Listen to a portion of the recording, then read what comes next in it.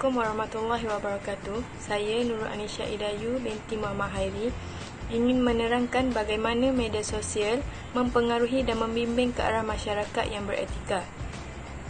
Media sosial merupakan salah satu bentuk kemajuan informasi dan komunikasi.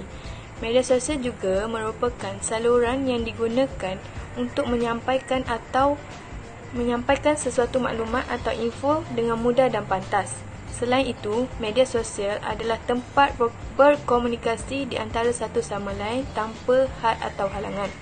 Oleh hal yang demikian, pengaruh media sosial dapat dilihat dari pelbagai sudut, bukan sahaja dari sudut positif maupun negatif dalam membimbing ke arah masyarakat yang beretika di Malaysia. Nama saya Nurul Hairi binti Muhammad Latif. Okey, sekarang kita akan lihat kepada definisi tajuk kajian kita, iaitu media sosial mempengaruhi dan mendidik ke arah masyarakat yang beretika di Malaysia. Kita mula dengan media. Menurut Kamus Dewan, media ni merupakan alat ataupun perantara dalam komunikasi ataupun dalam perhubungan. Sosial pula merupakan segala hal yang berkaitan dengan masyarakat ataupun kemasyarakatan. Menurut Max Weber, sosial merupakan satu tindakan individu selagi tindakan itu mempunyai makna ataupun subjektif untuk dirinya dan ditujukan kepada orang lain. Pengaruh pula ialah kuasa yang terbit daripada orang ataupun orang lain. Kekuatan batin yang meninggalkan kesan kepada orang lain. Mendidik pula ialah menjaga dan mendidik dengan baik-baik. Masyarakat pula merupakan sekumpulan orang yang hidup bersama di sesuatu tempat dengan cara-cara dan peraturan-peraturan yang tertentu. Yang terakhir ialah beretika. Beretika ialah prinsip moral atau nilai-nilai alat yang menjadi pegangan seseorang, individu ataupun sesuatu kumpulan manusia itu. Seterusnya kita lihat kepada kesan penggunaan media sosial kepada masyarakat di Malaysia, iaitu berlakunya pencemaran bahasa. Media sosial telah menjadi medium di mana semua orang dapat berhubung dan berinteraksi. Media sosial seperti WhatsApp, Twitter, Facebook dan sebagainya telah menjadi ruang di mana semua orang boleh berinteraksi dan kekal untuk berhubung.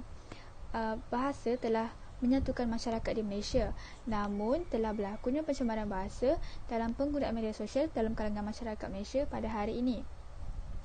Bahasa SMS ataupun chatting hanya memerlukan tulisan yang ringkas dan mudah untuk difahami selari dengan perkembangan teknologi yang semakin mudah dan menjimatkan masa.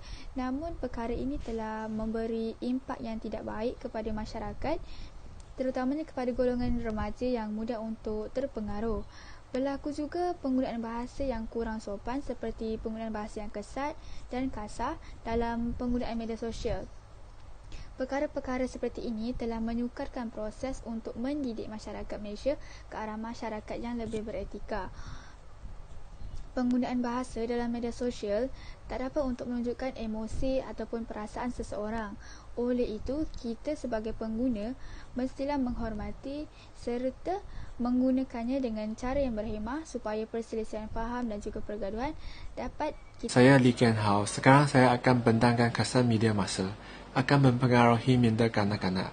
Contohnya, terdapat sebilangan kanak-kanak yang meniru aksi ganas atau kelakuan berbahaya yang terdapat di televisyen, seperti meniru aksi atau kata-kata kesat daripada watak-watak yang terdapat di dalam wayang. Selain itu, terdapat sebilangan kanak-kanak bertindak agresif seperti berkelakuan tidak sopan atau kurang ajar dengan orang lain. Ini disebabkan terpengaruh dengan aksi-aksi atau kelakuan yang tidak baik yang dipertontonkan di siaran televisyen.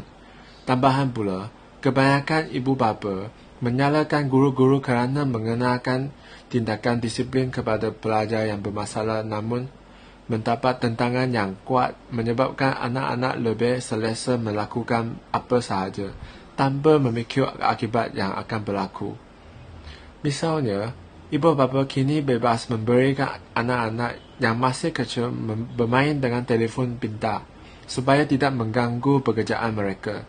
Hal ini juga akan menyebabkan kanak-kanak akan melakukan action yang tidak sepatutnya atau mengenakan pakaian yang mencolok mata dan membentuk akhlak seseorang masyarakat ke arah yang tidak bermoral tanpa mengira bangsa. Pengaruh utama media sosial yang menjadi cabaran dalam membentuk masyarakat yang beretika yang pertama ialah media sosial digunakan oleh pihak yang tidak bertanggungjawab. Penggunaan media sosial telah memberi kesan atau pengaruh negatif yang menjadi cabaran dalam membentuk masyarakat yang beretika. Banyak kes penipuan yang berlaku terutama dalam golongan remaja yang ingin mencuba perkara-perkara baharu dan mudah terpengaruh. Selain itu, penggunaan media sosial yang meluas dalam kalangan masyarakat boleh menyebabkan maklumat palsu mudah tersebar dan menimbulkan sebarang fitnah. Di samping itu juga, media sosial juga mendatangkan gejala negatif kepada penonton terutamanya golongan kanak-kanak dan golongan remaja. Oleh hal yang demikian, ibu bapa sewajarnya memantau pelakuan anak-anak yang melayari internet agar tidak dipengaruhi dengan gejala negatif. Untuk cabaran dalam mendidik masyarakat yang beretika ialah terpengaruh dengan tokoh masyarakat. Tokoh masyarakat seperti artis, penyanyi, pendakwa yang terkenal akan menyebabkan setiap gerak-geri perbuatan mereka dilihat oleh masyarakat sama ada baik maupun tidak. Tambahan pula, pengaruh daripada golongan ini sangat besar. Walaupun tidak semua masyarakat terpengaruh, namun tanpa sedar sedikit akan mempengaruhi. Sebagai contoh, masyarakat akan lebih kepada fashion yang dikenalkan. Aktiviti seharian dan semua itu menjadi ikutan. Golongan remaja banyak menghabiskan masa dengan telefon pintar.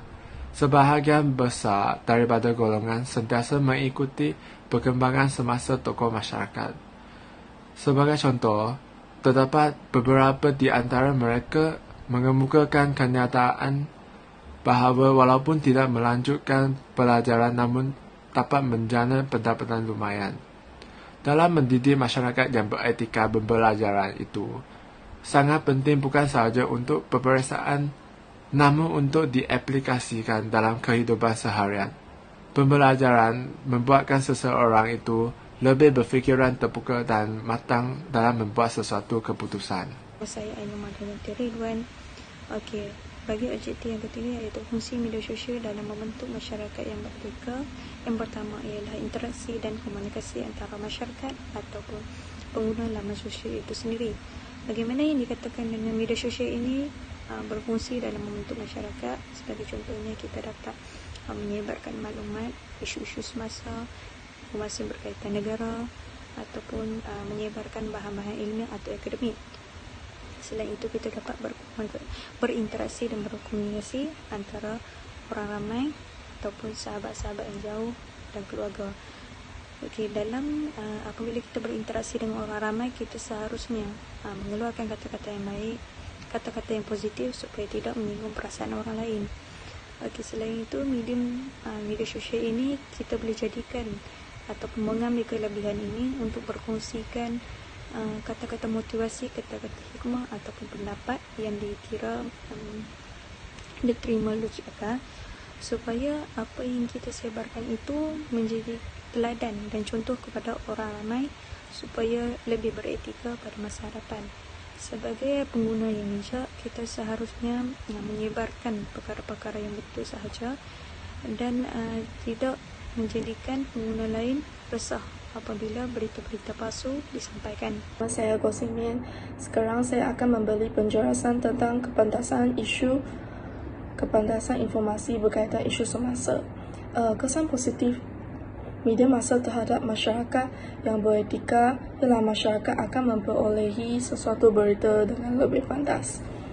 Sebagai contohnya, berita-berita luar negara walaupun berada di negara yang berbeza, namun maklumat dan informasi akan didapati dengan pantas melalui media massa. Media massa juga menjadi wadah untuk menyampaikan berita pun merebak keseluruhannya, seperti media massa dapat mengubah gaya hidup seseorang.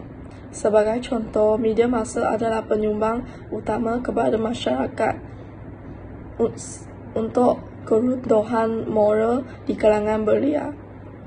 Jadi, filem yang mengandungi berita yang tidak sesuai untuk menonton akan menentung golongan remaja amannya dan meniru style ataupun gaya dan aksi artis pujaan mereka. Di samping itu, media massa juga merupakan salah satu alat untuk menyebarkan informasi, pesanan, pendapat, rumor dan sebagainya kepada masyarakat secara keseluruhannya.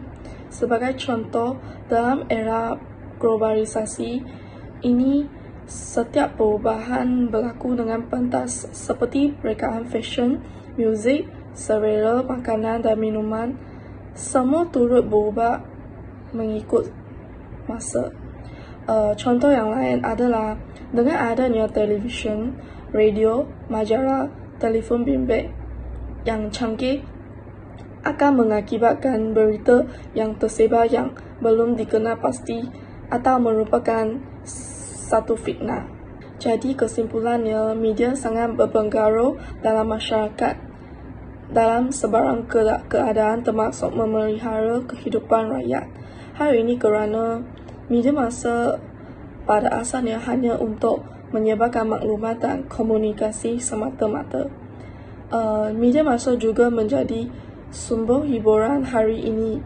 Media sedang bergerak melalui transformasi dan bukannya hanya melalui maklumat dan hiburan yang menyebar, tetapi juga sumber kegiatan lain termasuk baik dan buruk.